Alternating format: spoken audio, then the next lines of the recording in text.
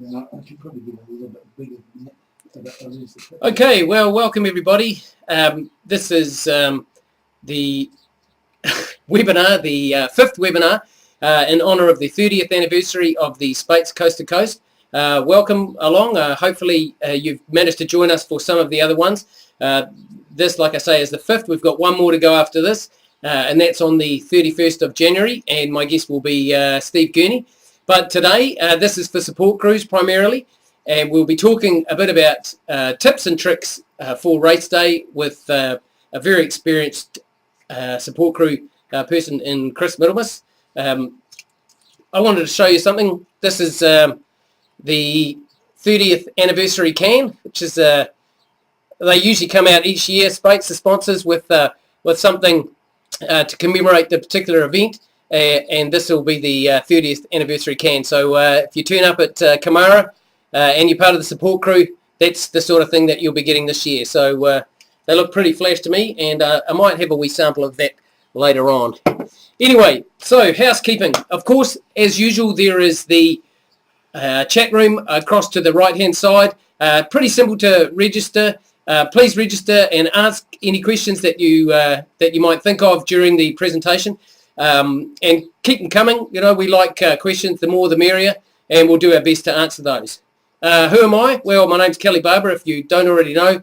I've done 12 coast to coasts, done a few 1 days, a few 2 days, and a few teams races, had a lot of experience, made a lot of mistakes, and hopefully you won't have to make those mistakes as well. So, tonight's guest, well, for the second webinar in a row, it's a bit of a first. We're going to have the same person, and his name's Chris Middlemas. He's crewed over 10 times, done the race himself, and done a variety of different events. This year he's supporting a mutual friend of ours in the one-day race, so looking forward to it and getting involved. So I invite Chris Middlemas to come and join me. Second webinar in a row, Chris. Hey, Kel, how are you? Good to see you, Tom. Yeah, likewise. Official handshake. Okay, so how are your plans going for supporting our mate Steve? Good. Yeah, no, they're going really well. We've been going through a few pre-race conversations, and about a week or so ago, we met up with there's myself and two others, Julia and Matt, who are helping Steve as well. So we had our kind of pre-race organisational meeting. And if you haven't done it, it's a great idea to do it as soon as possible, and talk about transportation, logistics, and so on. And we would do about whose cars we're going to take, and who's going to go where with who, and all that kind of stuff. So yeah, it's been and who's paying for gas? Who's paying for gas? And we're still waiting for Steve to give us his menu. So that's another important thing as well. Actually, yeah, food's a really important thing, and we'll probably talk about that a wee bit later. So. As far as tonight is concerned, I've left this kind of a wee bit in your hands in terms of you're the support crew expert, and I've never been a support crew. So what were you thinking of talking about in terms of tips and tricks for support crew?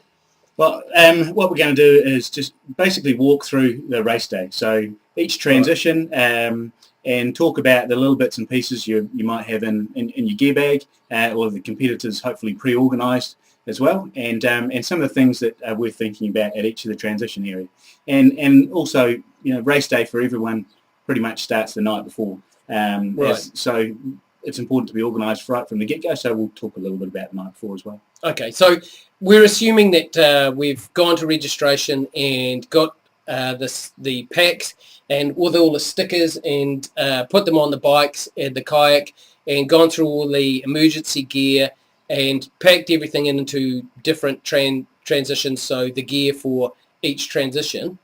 So what's going to be the first thing that comes to mind in terms of getting started? Yep.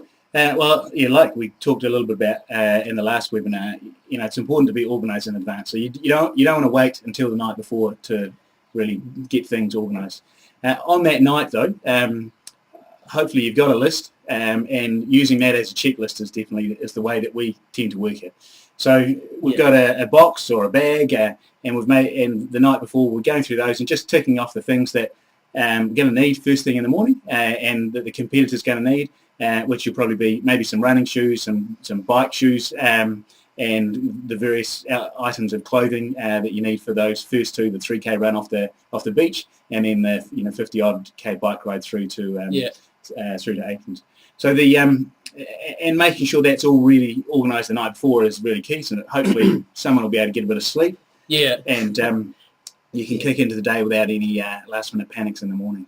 It's probably important to talk about where the buck stops. I mean, at the end of the day, who is responsible for this all coming together? Well, I think that's a really good question. Yeah. That's the nice thing about being the support crew is at the end of the day, well, in my opinion, the buck stops with the competitor.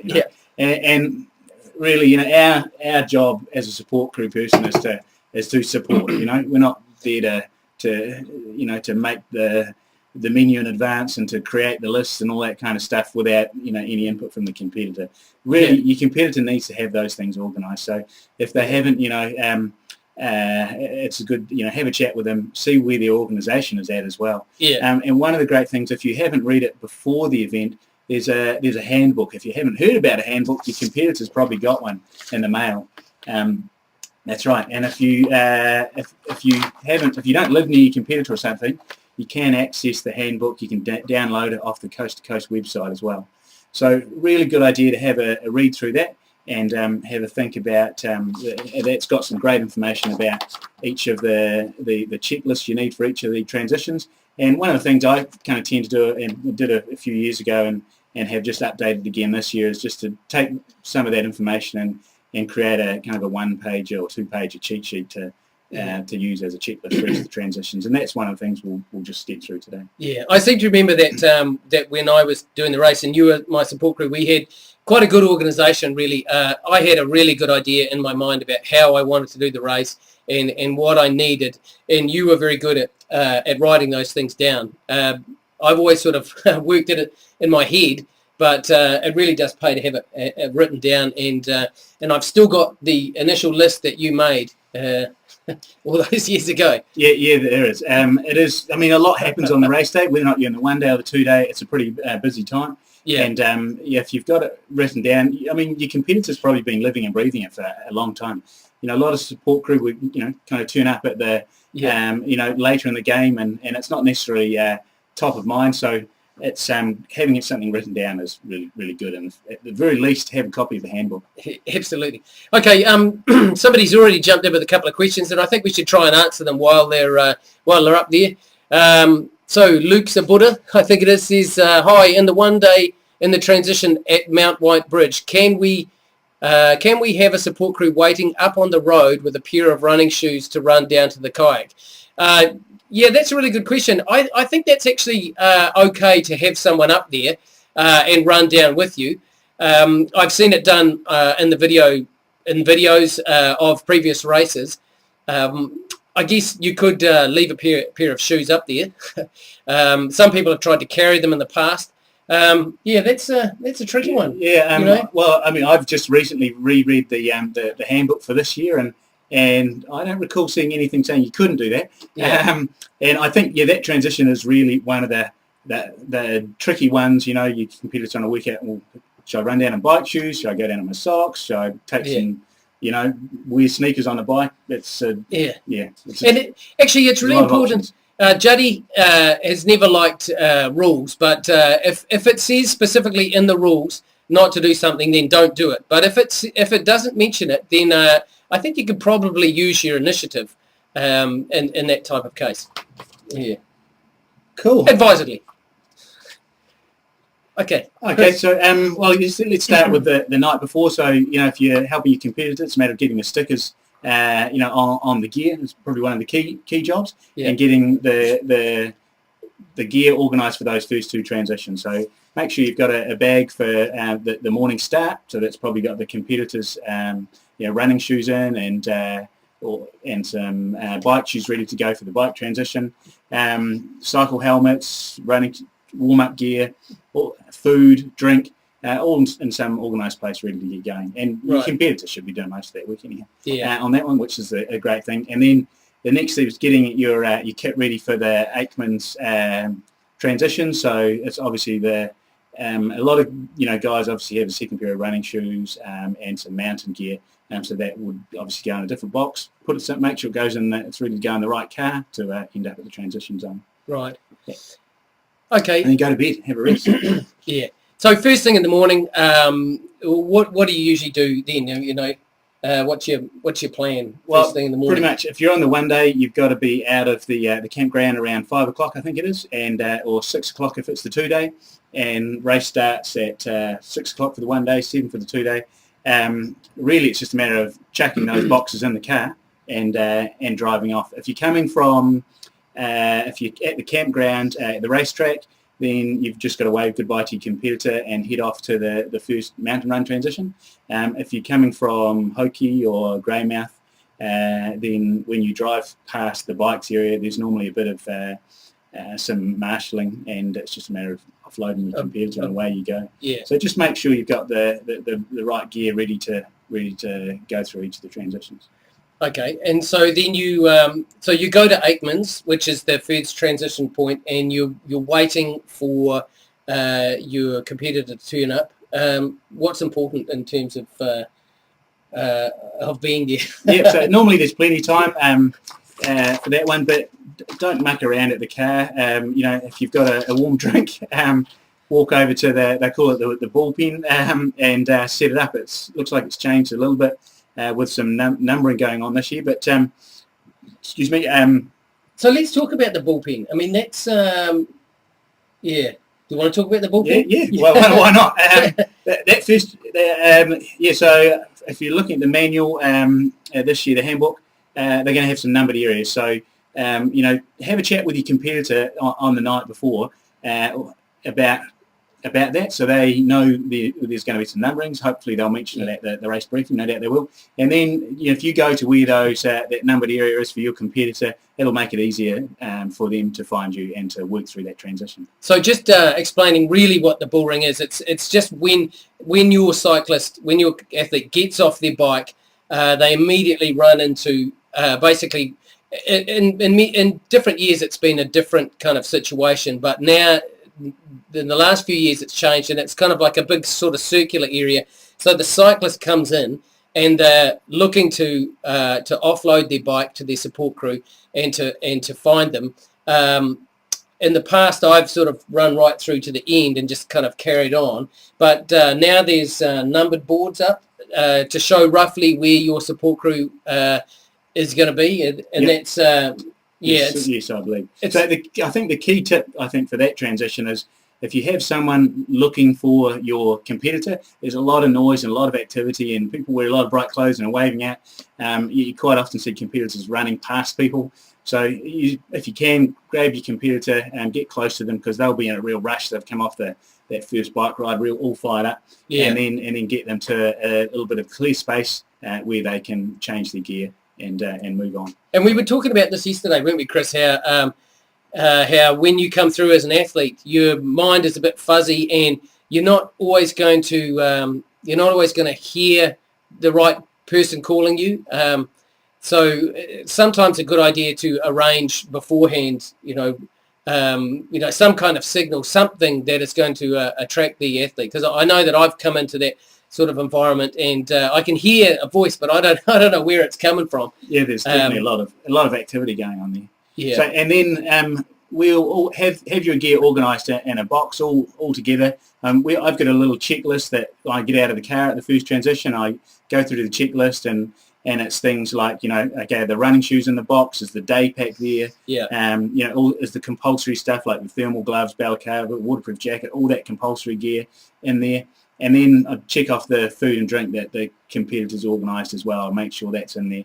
So if it's all in the box, and that box is at the in the transition zone, you're ready to rock. You're ready to go. Okay, so the athlete comes through. They find you, and you give them their bag, and obviously they've got all their emergency gear in, and they take off. You're left with the bike and the helmet. I've seen people run off without their bibs. Yeah. At the end of whose responsibility is the bib and the transponder? I mean, those are two crucial things that have to be sort of sorted out. Yeah, for sure. I mean, at the end of the day, we're a support crew, so the competitors got to be thinking about that sort of stuff. But they are going to be in a rush, so they are the critical things. I mean, you can't race without a bib, and you can't race very well without a transponder either. So, it's a team effort. And if you see them running off without them, don't be shy. Yell out, get them back, and away you go. But like you said before, people's minds are fuzzled, and you've got to communicate. Yeah. I tell you, one thing that I do is I actually put my transponder on the night before. Then I know where it is. I know it sounds kind of a bit silly. I don't wear my bib or my running shoes to bed, but yeah. I put my rugby boots on before my first game. Yeah. For them to be. Yeah, I've always thought that was slightly over the top. But, it's an intense time, isn't it? Yeah. So, I mean, you made a good point there about having a checklist, carry a checklist with you. And I noticed another thing, that you used to carry a bag on your back. What did you have in the bag, apart from the pump, which I can see sticking out the top? That's probably one of the later transitions we can talk about that more. Coming out of the kayak, and we'll talk about that more next. But I think the next transition, after you've got their bike and their running, so their bike shoes and helmet and what have you, don't leave anything behind. We take it back to the car. Straight away? Put it in the box. Yeah, we normally do.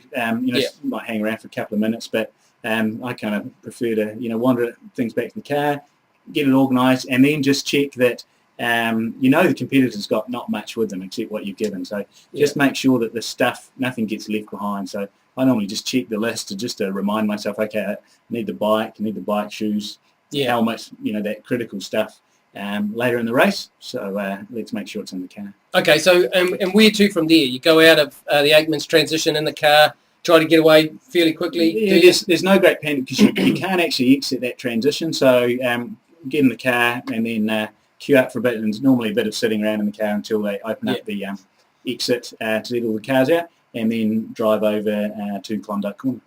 Great. Okay, we've got a few more questions here. Let me just have a look. Somebody suggests putting those shoes in a plastic... can I leave I was going to leave my kayak shoes at the top and run down in those. Yeah, that's a good idea, I suppose. It's anything innovative. I think, actually, I have a feeling that you're supposed to have all your gear for the kayak down at the river, where the kayak shoes could be classed as... actually, I think that's got some merit, that idea. Don't you think? Yeah, I think so. I mean, the only stuff that has to be at the river is the compulsory gear, so you want to make sure that's down there. If you're in the 2-day, you've got to run down the road with your bike, so it's a little bit different from the 1-day. You can leave your bike at the top and run down. So it may be hard to find your bag. I don't know. I know that we've always tended to take stuff with you. So I think 1 year, Kelly, you had your shoes on your back and did a transition there, and then other years you've worn your running shoes and run down in those, and other years you've run down in your bike shoes. So I've seen a lot of information on the boards about which option is best. I think do what works for you. Yeah, you do have to be a wee bit careful though. I know there's been bike crashes where people have been carrying shoes and they've dropped them into the spokes. I mean, it sounds completely ridiculous, but everything happens at least once in the coast to coast, it seems. Okay, just another question. How is the compulsory run gear scrutineered in transition prior to the competitor arriving or en route? And if it is en route, are we expected to crack everything out of the bag and show it? Well, that's the threat, really. I have heard of one or two in the support crew talk, that 1 or 2 competitors being asked to check en route, and they do random ones at the transition area as well. Yeah. I mean, the compulsory gear is really important. It does seem over the top at times that you have to carry a fleece and things like that, but I tell you what, there have been times when they've been absolutely crucial. I think I've talked before about the year that only 50 people got through the mountain run before the rivers became impassable. And Steve Gurney talks about how it really messed up his race that he didn't put his hat on early enough and stay warm. So it's there for a good reason. And the conditions can change quite dramatically. Something can go wrong. So I think it does pay to take that pretty seriously. And I think that they would probably... The kayak gear too. I mean, I see the other questions here that the kayak gear, that is definitely the strictest scrutineering, area. When you go down early in the morning, if you're on the 2-day, there's, it's all happening under lights, and they check everything off very particularly. Yeah. So have you ever had to go back and get something you didn't have, or? Well, we've always had everything. So either you've made sure we did, and we had it on the list, so we knew where we were at. But you quite regularly see people have to put their kayak down to the side, shoot back, find a little bit of extra gear that they've missed off the compulsory list. So all the stuff's in the handbook. It's really easy to check off and just make sure you've got that organised in your dry bags and so on. Yeah, one thing that I always found really useful was I have a little plastic bag with all my compulsory gear in, my first aid kit and all the bits and pieces, and I don't break into that unless there's a really good reason for it. So it's always there. Everyone knows that it's in the plastic bag, and nothing's been taken out. So I think that's really important. Yeah, and as far as kind of cracking things open, I've at the kayak scrutineering, they asked to see your first aid kit. I've never been asked to say, oh, is there 3 plasters in there and a bandage and stuff like that. So that's, I doubt they'd ask you to do that on the run. Yeah. Craig Hind asks an interesting question. What are the rules regarding sponsor stickers on the kayak? I don't think it matters too much. You can pretty much have any sponsor you like as long as it doesn't interfere with the sponsor of the race. But even then, as long as your Speight's number is it's clearly visible so that you can be identified, then that's probably good enough. And you have to wear your bib over your life jacket and everything, so that you can be clearly identified. Someone asked a question about, can you cut out the Speight stickers on the helmet to let air through? I'm pretty sure they say no about that. I recall Jody mentioning that a couple of times. It's when you get your stickers, there'll be some clear information on where to put them. I have on my cycle helmet. I have kind of, as long as it doesn't interfere with the number, so that the number can be clearly read. It's more important than you think for you to be identified at short notice or whatever.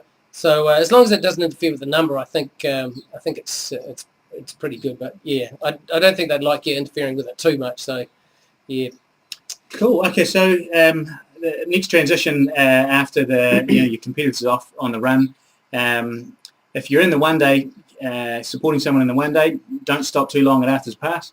In case you miss them. If you're in the 2-day, you probably go a little more tie up your sleeve too, because obviously when people get to Klondike, it's all over for an evening, hopefully of relaxation and a bit of food. For the 2-day competitors, it's you can sit back and enjoy hopefully a sunny afternoon. For 1-day competitors, the next transition's at Klondike. Our plan for this year is to pretty much the same as other years, drop the bike off there.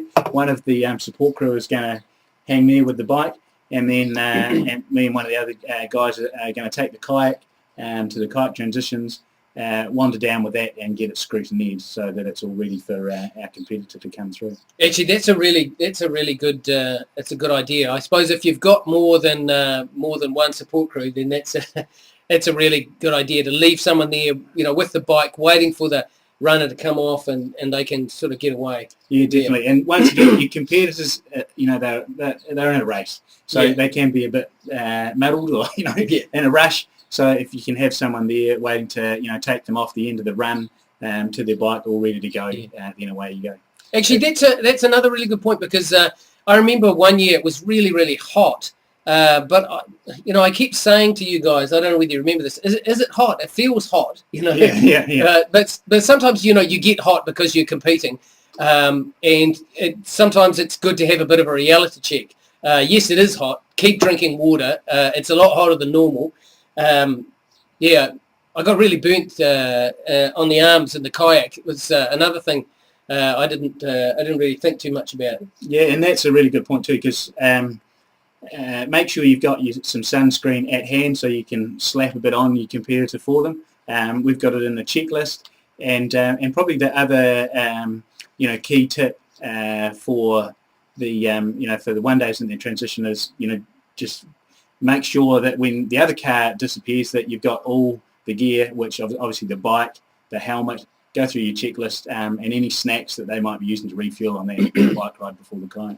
Yeah, no, that's a good point. I've got a new can of Johnson & Johnson sunblock spray. Absolutely fantastic. The last thing you want to get is sunblock on your competitor's hands, especially before the kayak. It can make for a really interesting kayak ride down the Waimak.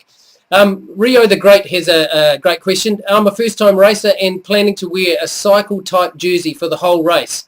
How restrictive is the bib in terms of reaching food in the back of the jersey? Really good point, Rio the Great. It's pretty loose, actually. A lot of people wear cycle bibs during the whole race. The only thing that I would mention about that is that if you're wearing a new top, you might want to put something, some Vaseline or something, or even tape over your nipples, because they can get a wee bit painful if you don't cover those areas, or even under the arms.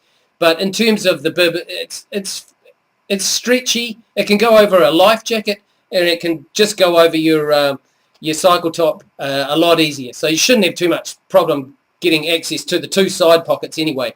The one at in the centre at the back might be a little bit more difficult. See, there's another question there about the kayak scrutineering too, which is probably a good time since we're coming into that zone. Yeah. Craig's got a K1 slimline and is asking about fitted foam buoyancy and whether or not you need to have the airbags as well. That's a really good question, and I'm sorry I don't actually know the answer to that. They're quite strict at that kayak scrutineering location. So if you have any concerns, it probably might pay to email in advance or just double check the handbook. It is one to know in advance. I mean, they're not over the top, so I'm sure there's some flexibility. And if it's safe, you'll be away. But just find out in advance. Okay, yeah, I don't have much other room for the gear and the airbags. You can get airbags. I noticed that the new ones, because I just bought one a few months ago, the new airbags have sort of like compartments where you can actually put your emergency gear into the airbag and then zip it up and then blow the airbag up. So it's kind of, it uses that space a bit more constructively. Of course, the idea of airbags is that if you go upside down, not only does it keep it afloat, but it takes up space so that your kayak doesn't fill with tons and tons of water and then become like a tree. It's so heavy, Okay, there's another question there about compulsory gear from Island Ambo, and being from the tropics, is it going to be too late by the time you get there? Well, the compulsory gear is I don't think you shouldn't find it not too onerous as long as you follow the list in there, which is basically, as far as clothing is concerned, thermal gloves. So people over here tend to wear those polypro type of glove. Yeah. Thermal balaclava or hat. Once again, you see people with polypro hats or a very thin kind of micro fleece type of hat. Yeah. Waterproof pants. Well, I guess if they're waterproof for the tropics, they'll be waterproof here, so you should be right. The other key thing there is long sleeve thermal top, kind of a mid-layer garment, and I think they say in the gearbook 200 grams or something like that. Yeah, which is reasonably kind of thin, fleecy material. So if you have any concern, if you're at an outdoor gear shop, I take it you'll be in New Zealand for a few days before the race, ask someone there what that kind of weight material is. It's not super thick, so as long as you're following the compulsory gear list that's in the book, you won't have any problems at the scrutineering zone. Yeah.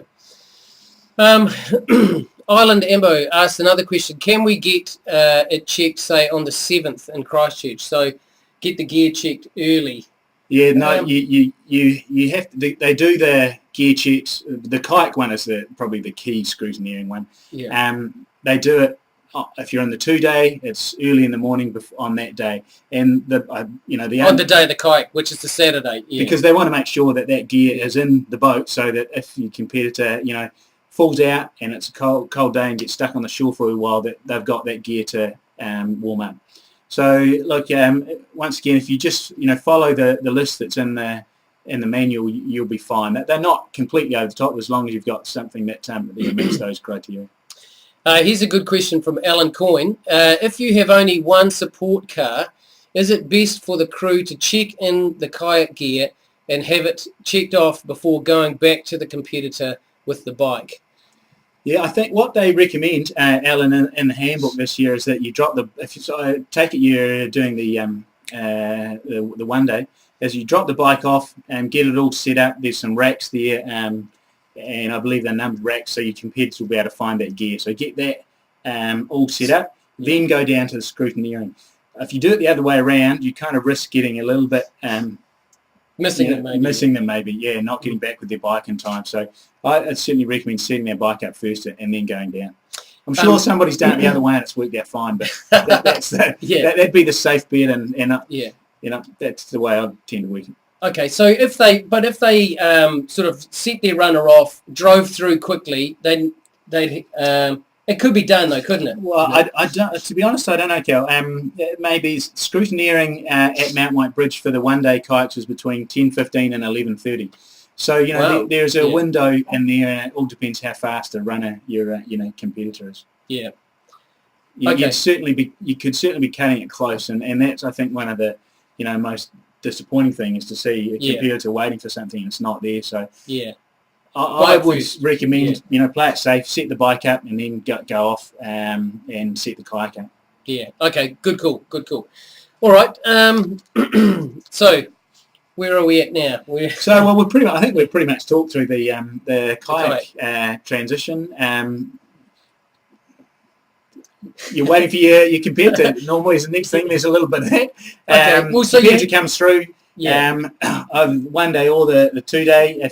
Take them over to their boat, and there's normally quite a bit of farting around there. They've got to take the bib off, get a life jacket on, get the other kayak gear on, and then put the bib on over the top, and that's the one that I think is the most messy. And then take their boat over to the water's edge, help them in, and get them on their way, making sure that all their food and stuff is still in the boat. I think I've said this before. There's people standing around. If your athlete arrives and you're in a hurry, recruit people. Just say, hey, could you carry this, or could you grab the other end of the boat, or can you help out? Because people are pretty willing to help, and if they're standing around doing nothing, I'm sure that they will they'll help out. Definitely. And if I'd be proactive. If you think you're getting stuck and you see someone that looks like they're at a loose end, check in advance, because there's certainly a lot happening, and being organised in advance is worth its weight in gold. Okay, so the kayaker goes off, and they survive the first rapids, and you watch them disappear into the distance. What do you do then? Well, then you jump in your car if you're supporting the 2 day. Jump in your car, queue up. You normally have to wait for a wee while. They have to wait for all the computers to be on the river. You've got to have that bike too, though, don't you? Yeah, you've got it. Well, if you're supporting the 2 day, they would have brought the bike down with them. That's right. So you'll have the bike, put that on, make sure all the gear is got into the car, and then away you go. If you're supporting the 1 day, you'd be picking up the bike from the top of the just off the road before you come down into the bridge. Yeah. Don't forget it. That'd be a real shame. So make sure you've got the bike. So, when you're 2 minutes down the road, just run through a bit of a mental checklist, of what they're going to need for the next transition. And the key things are bike shoes, bike helmet, clothing and stuff. But it's bike shoes and bike helmet. It's real easy. It's real easy to lose a bike shoe, and nothing looks sillier. Yeah, and if you've been mucking around with pedals or different combinations for that intermediate bike, just pay particular attention that you've got all the stuff back in the car. Yeah. And then drive off to the other transition. And the other transition, I don't know why, but you've got to normally have a bit more time there. People seem to lose their competitors there a little bit. Yeah. So once again, the first thing we do is get there straight away and get organised so we've got all the stuff in the right place. You talked a bit about the bag on the back. Yeah. And I know we've done that transition a few different ways over the years. So this is coming out of the kayak. So coming out of the kayak. We should make a point. How do you know that I'm on my way, or that someone's on their way? So they have the board at the bottom of the just near where the competitors come out of the river. There's a board there. It has all the competitors' numbers on it. They go up in kind of time slots about where they came through Woodstock. Now, Woodstock is how far, roughly? I think it's around about an hour. So and you'll get a bit of a feel, you'll hear people talking this out. The river's up, it's fast, it's slow. Yeah. If there's plenty of water in the river, it might be, 45 minutes. If it's a slower year, it might be an hour and a bit. But so that'll give you a bit of an idea about when your competitors come through. Keep an eye on the board. Yeah. So you just keep an ear out for the number. So from a certain time, you need to start keeping your eye on that board to make sure that you know that your competitor is an hour away and that you've got to be close. So it might actually be 50 minutes or 45. And as Chris says, if the river's up, it can be quite a quick trip, even if people are tired. Yeah. So we would get to that transition, set up the bike, put all the bike gear out, so the helmet, shoes, the water, food, bike, and perhaps a bike pump. And then if it's a hot day, we'll cover up the bike with, put something over the wheels so that they don't blow up in the heat.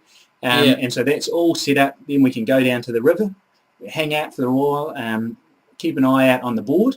And then once we see the number come up on the board, normally I'd kind of give it half an hour or so after the number's gone up, and then start to get a little bit twitchy and wanting to get organised and ready to keep an eye on the competitors. And so they call the competitors' numbers out, but everything's happening quite quickly there. So by the time they can pull the number out, they might be almost on the beach. So you want to, if you can get a bit of a vantage point, it can be a bit tricky. But, pay attention, and then once your competitor comes into the beach, or that last kind of 20, 30 metres, you run into the transition zone, competitor comes up to where you're standing, and then we normally try and lift you out. Or at least lift you up the first, half a foot or something. That's a good point. If you're a support crew, often a kayaker who's run a lot during the day and cycled a lot during the day, or run the day before if it was a 2-day, they'd be sitting in that kayak for 4 or 5 hours. Your legs often don't work.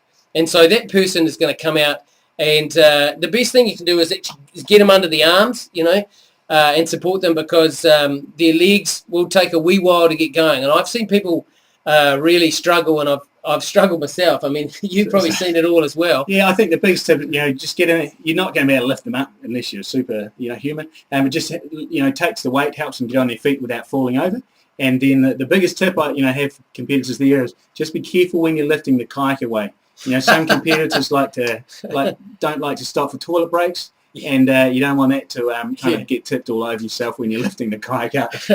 The reason we laugh is because one of our mates, I'd peed in my boat and I didn't have a bilge pump, and one of my mates ended up wearing it when he slung the kayak up on his shoulder the first time I did it. So, Glad to say it wasn't me. Welcome to the party. So then what we've done in the transition for them is I have a bag on my back with a couple of things in it, and then I would run up the road next to Kelly, or most of the time it's been Kelly. So and Kelly will be taking off his bib, taking off his the life jacket, helmet, and you've got your arms full, and we kind of do that one on the move. People do it different ways. If you are a support crew, and you're going to run up with them, the biggest tip there is just say, you might be surprised how quickly they move. Don't forget they've been training a lot, and you do see a few support crew getting left behind. So if you don't think you're going to be able to keep up, it's a steep hill. If you haven't been moving too much, then it's better to have everything organised and do the transition at the top. Or even just walk it through. I mean, or walk it through. It depends how quick your competitor wants to. If the competitor's smart, they'll go at the same speed as the support crew. And just be taking off stuff, and that really helps to have 2 or 3 people there, because in some years we've walked up the hill quite briskly and just been passing stuff out and then putting stuff back on, so that by the time I get to the bike I'm ready to go. And then all the key gear is at the bike. Normally it's just we're pulling bits and pieces off, and maybe having a couple of snacks in the bag to hand out, but everything that is needed for that final bike into town is at the bike, and that's the critical thing. When you get into there, we normally have a box you turn upside down so that you can change the shoes, and then I'd recommend carry the bike across to the road. That's a bit of a chunky, grassy, sharp field. So, you don't want to get any crazy punctures there. Be a disappointing point to get a puncture. Rio the Great asks, new question: paddle straps, good or bad? I don't know what paddle straps are. Well, I'm kind of assuming you mean we attach your paddle to your boat. That's not a good idea. I think one guy got into a lot of trouble one year with that. you want to elaborate on that? Is that what you mean? The paddle strapped onto the boat? Because there was a case where one guy actually drowned and was resuscitated. The only person who's really got into paddle leash like a surfboard leash. Yeah, I would avoid that. Absolutely. Yeah, I think there was one over the top thing that Gurney had once, but my understanding is that you don't do it. I'd say it's better to be safe than sorry. It's one of those things that can get tangled up. That's what actually happened to that guy. He got it trapped around his wrist, and it was bad. It might be a better one for non-support crew stuff next webinar. But I mean, if you golden rule, if you fall out of your boat, try and hold on to your boat and your paddle. Okay, so the competitor has left on the final bike ride. You collect up the kayak and all the bits and pieces, chuck them in the car. They go. Competitor goes. That's the so this has certainly changed from years back, but it's been the same way for a while now.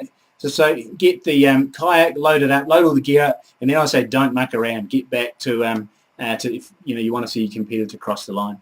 So at that point, just get all the gear from the river, load it up in the boat, and off you go. And for the support crew, you've got to travel back through the head north across the bridge and along Southia Road, I think it is. Yeah, Southia Road. So you can't follow your competitor, unfortunately. So you're on one side of the river and the competitor's on the other side of the river. That's right, yeah. So you can't offer assistance or anything like that. They have to know how to deal with their own punctures or whatever. And some of the competitors can get there quite quickly, so it doesn't pay to mess around, eh? I mean, we had a case when they used the alternative course a couple of years ago when my support crew, I stood at the river waiting for my boat for 13 minutes. Which was not pretty. You weren't involved that year. No, I was not there that year. So, but I mean, these things happen, don't they? Tim James. It can be a bit of a, my kind of preference is always just to get to the next place and get organised, and then sit down and relax. And that would be my key, tip in general for transitions and support crew. Okay. So you pretty much wrapped it up there. Wait for your competitor to cross the line, give them a pat on the back, and tell them to rest up so they can look after you next day. And ask for your payment. Yeah. Okay, well, I think that about wraps it up. I think we've covered a lot of the tips and tricks. I just want to thank Chris for coming along again and wish him all the best with supporting Steve. I hope it all goes well. I'm looking forward to it. Yeah. And thanks especially to Speight for sponsoring this series of web seminars. As I mentioned before, this is number 5. And number 6 will be coming up with the great Steve Gurney in a couple of weeks' time and should be good. So thank you very much for coming along. We really appreciate your good questions. Rio, good on you, mate. And Craig, thank you. And hopefully we'll see you next time. And a special thanks to Dave, who does such a tremendous job providing Coke and all the other liquid refreshments. So there you go. Speight, pride of the South. Good luck, everyone. Cheers.